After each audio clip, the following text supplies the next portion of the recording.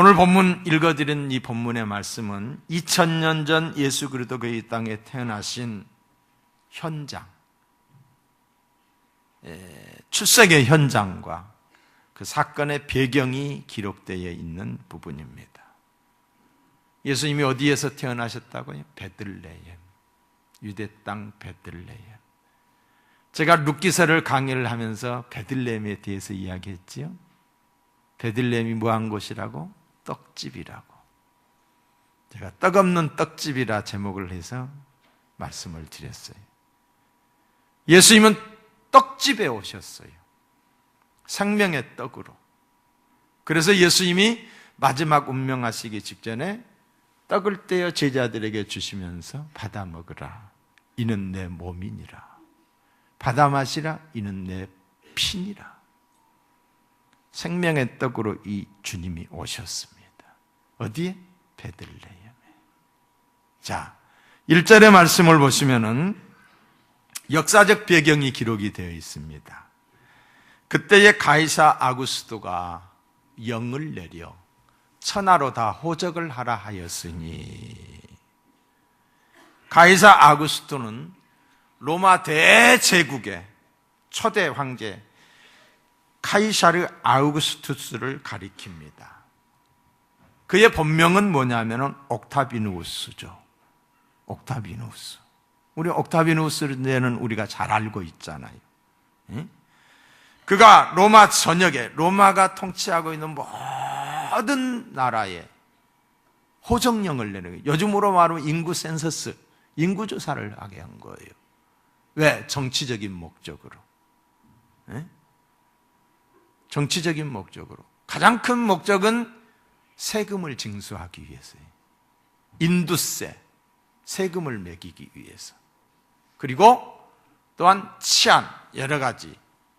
이 나라가 너무 방대하기 때문에 이제 치안을 해야 되잖아요. 정치적 목적으로 명을 내렸던 거예요.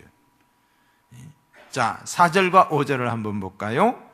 요셉도 다윗의 집 족속이므로, 다윗의 집 족속. 요셉의 조상이 다윗이라는 거예요.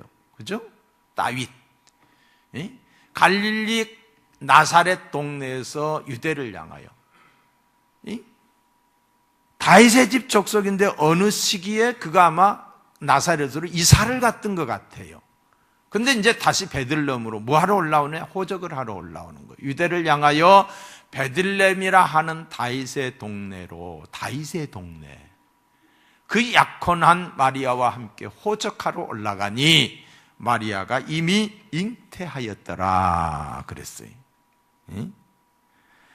당시 요셉과 마리아는 나사렛에서 살고 있었다는 거예요. 나사렛은 북이스라엘의 갈릴리 지방의 아주 작은 언덕배기 마을 동네입니다.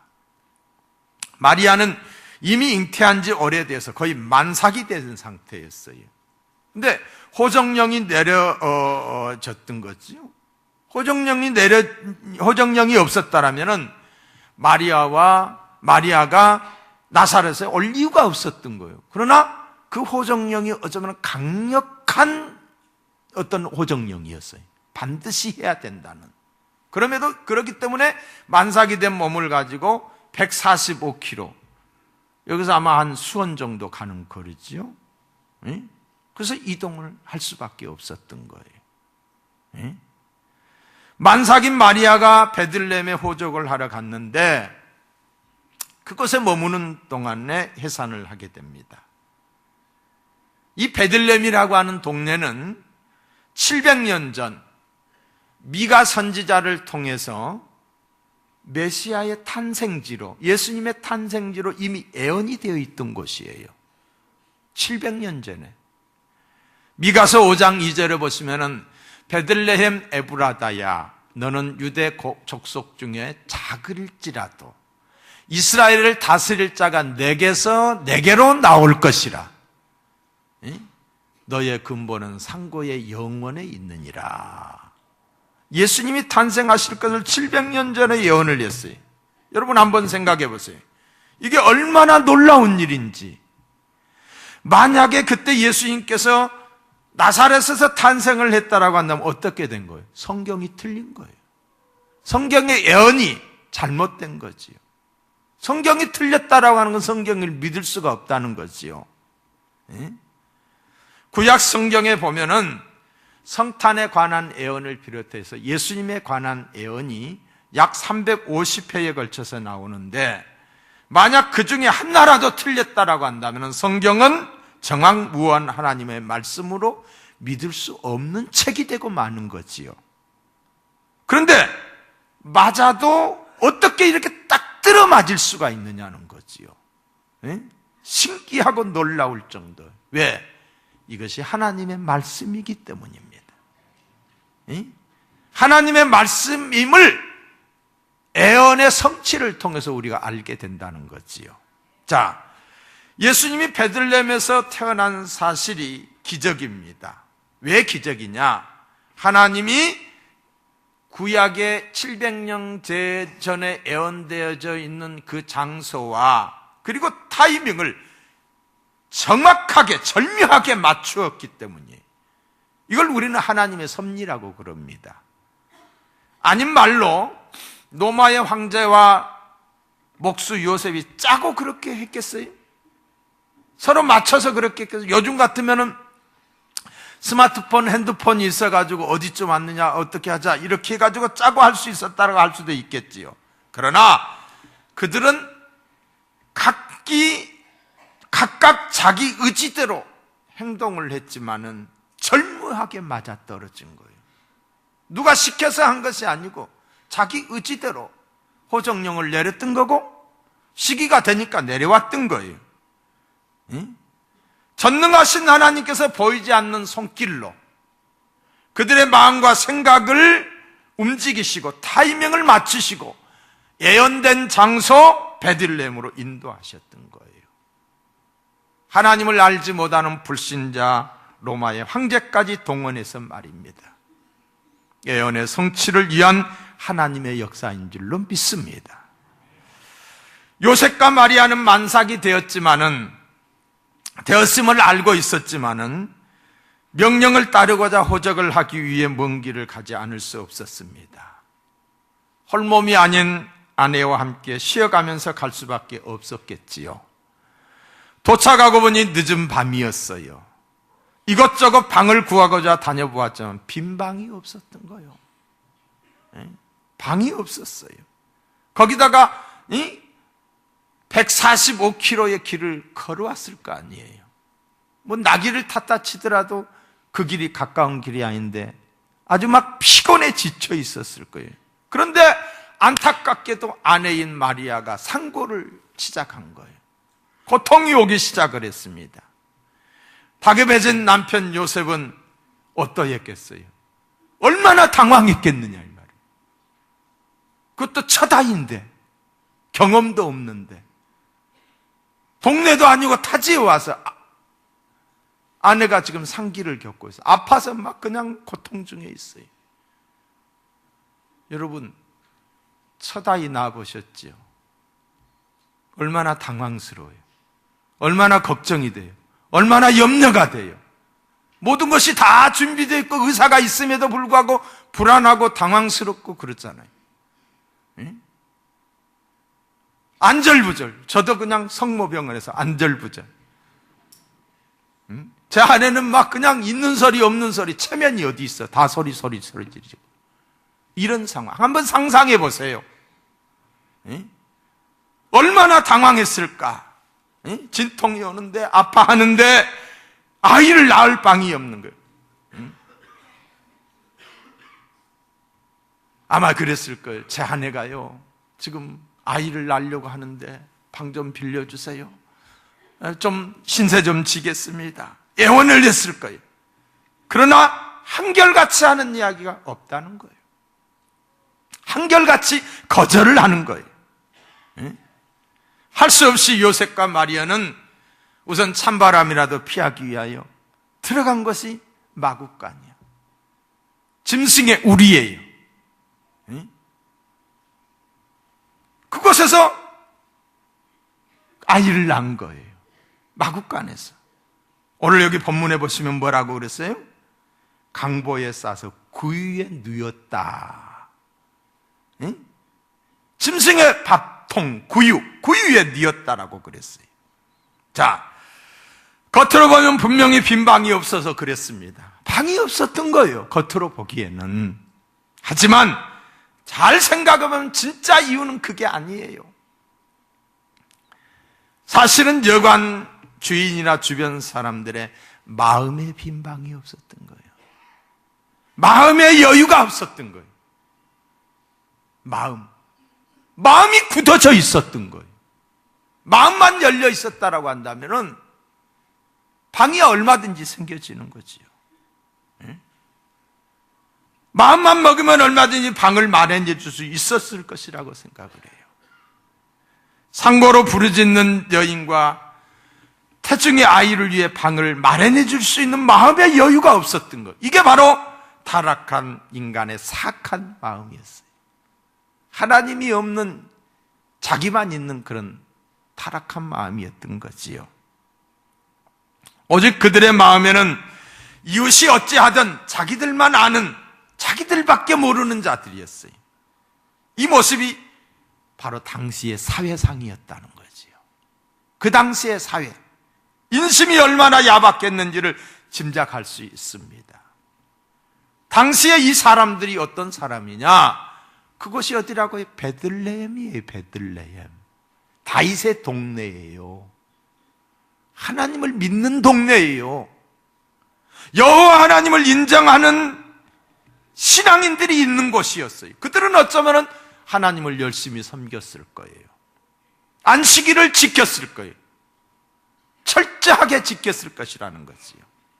뿐만 아니라 하루에 3번씩 기도의 시간을 정해놓고 기도하는 사람이었을 것이다. 성경에 기록되어 있는 대로 옷술과 미간에 하나님의 말씀을 붙이고 문설주에 하나님을 넣고 하나님의 말씀을 넣고 사는 사람들이었고, 기록되어 있는 하나님의 말씀을 머릿속에 입력이 되어 있는 사람들이었어요. 성경에 그랬잖아요. 마음에 새기라고, 암송하라고. 아마 이런 말씀을 암송했을 거예요. 너는 마음을 다하고 성품을 다하고 힘을 다하여 내 하나님 여호와를 사랑하라. 뿐만 아니라 신명기 10장 19절 너희는 나그네를 사랑하라. 전에 너희도 애굽 땅에서 나그네 되었습니다. 나그네 사랑해라. 레위기 19장 18절 이웃 사랑하기를 내 몸과 같이 하라. 나는 여호와니라. 이런 말씀들을 머릿속에 있었고, 또한 기도 생활도 했었고 주일 성수도 했었고, 겉으로 보기에는 흠이 없이 보입니다. 1등 신자입니다. 하나님을 믿는 사람입니다. 이렇게 하나님을 사랑하며 섬기는 사람들이 지금 막 출산하려는 마리아 앞에 보여준 모습은 어떠했습니까? 몰인정이었고, 그리고 무관심이었습니다. 아픔을 당하는 이웃을 향하여. 그래서 아기 예수님은 마구간에 구유에 나실 수밖에 없었던 거지요. 이들의 신앙은 외식이었습니다. 외식.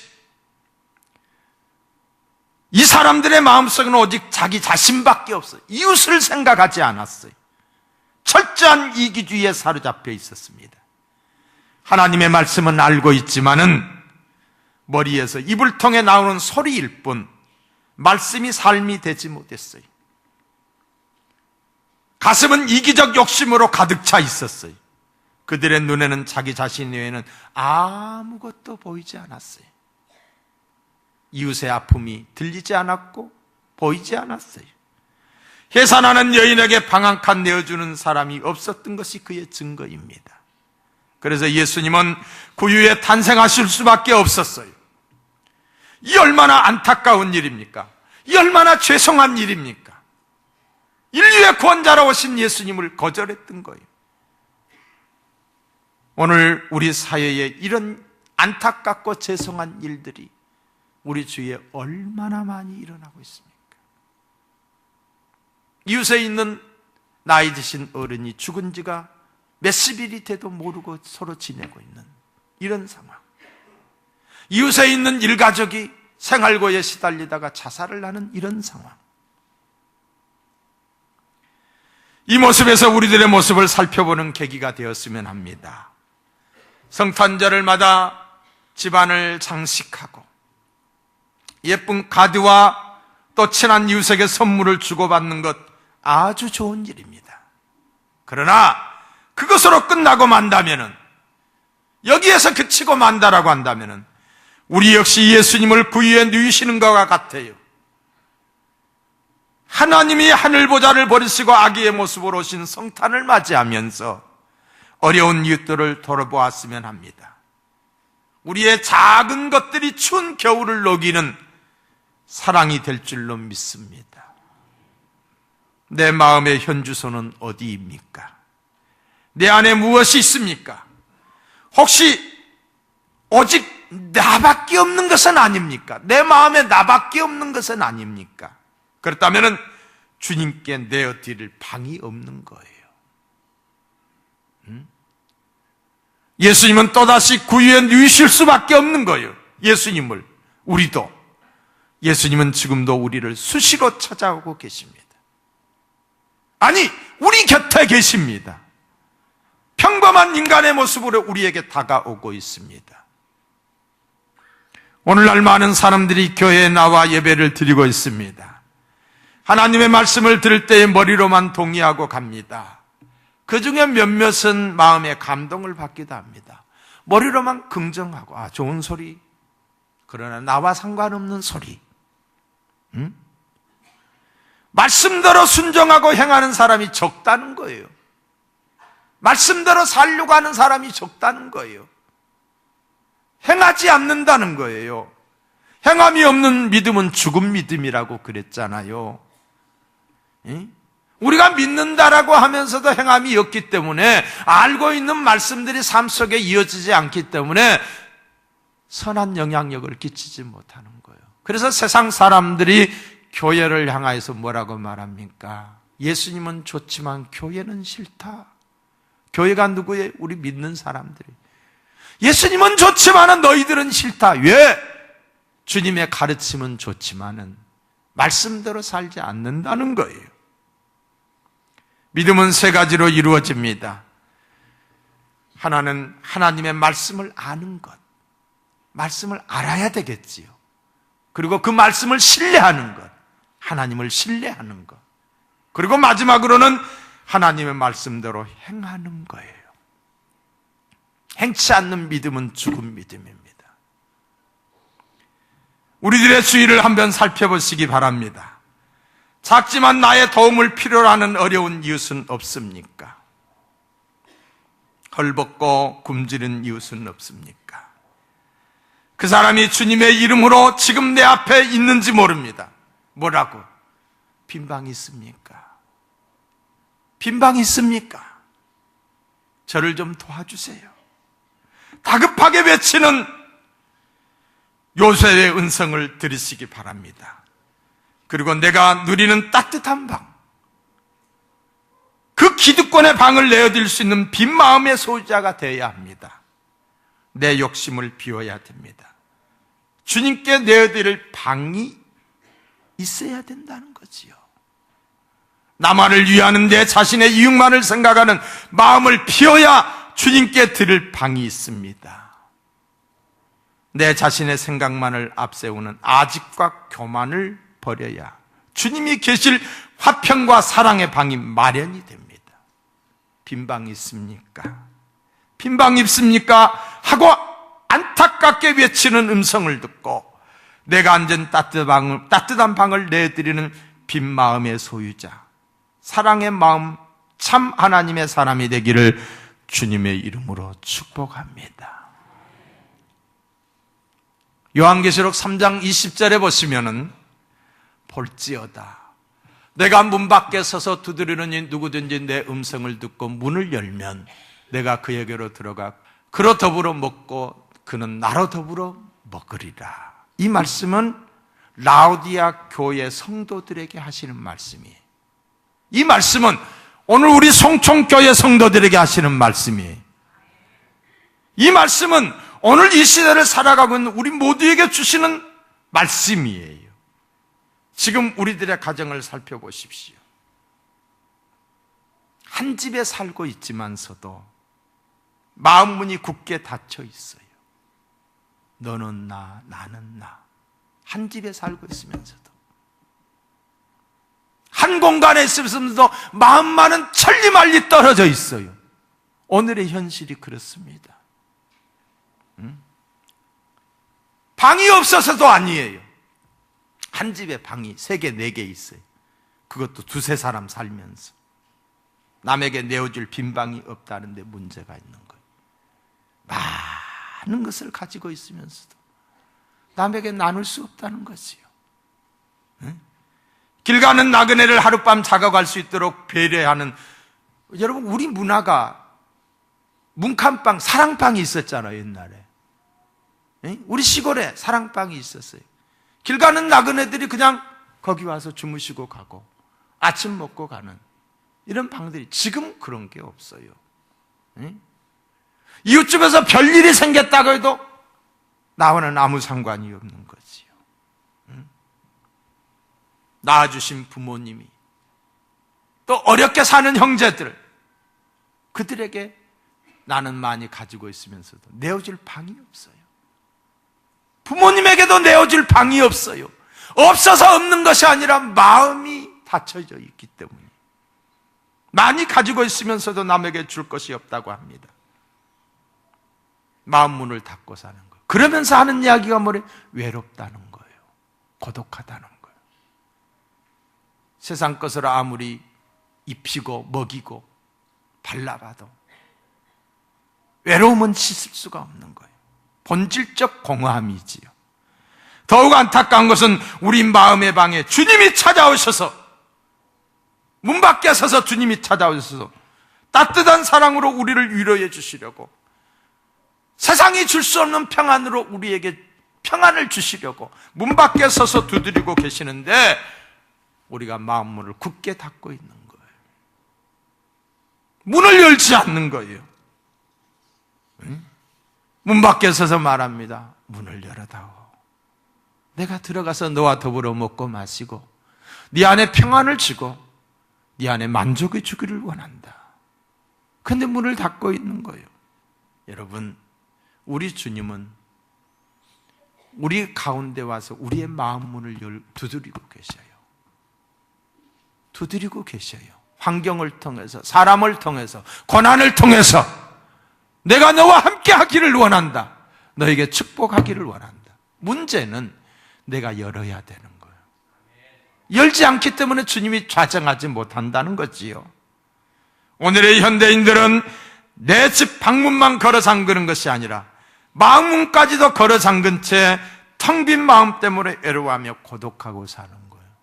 나누면은, 더불으면은 외롭지 않을 텐데. 예수님께서 말씀하십니다. 문을 열어라. 마음 문을 열기만 하면 내가 그에게로 들어가겠다. 너의 외로움과 고독의 눈물을 닦아주마. 그런데 열지 않아요. 마음 문을 열기를 축복합니다. 그리고 빈 방을 준비하기를 축복합니다. 오 주님 오시옵소서. 오셔서 내 구주가 되시고 내 인생의, 내 삶의 주인이 되어 주시옵소서. 이 한마디, 우리 주님이 우리 주인이 되어 주실 줄로 믿습니다.